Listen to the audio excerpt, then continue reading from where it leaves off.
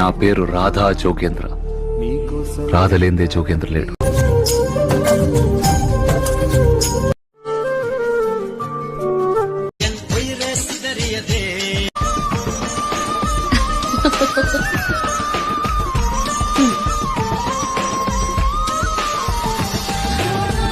என்ன உங்க அம்மா எனக்கும் அம்மா தானே?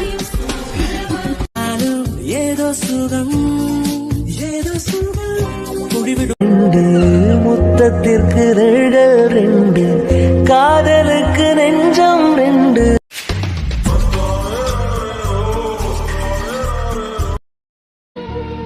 என்ன பாசமா பாத்துக்கிற எங்க அண்ணன் இருக்காரு, அதுதான் எனக்கு கோடிக்கணக்கான சொத்து.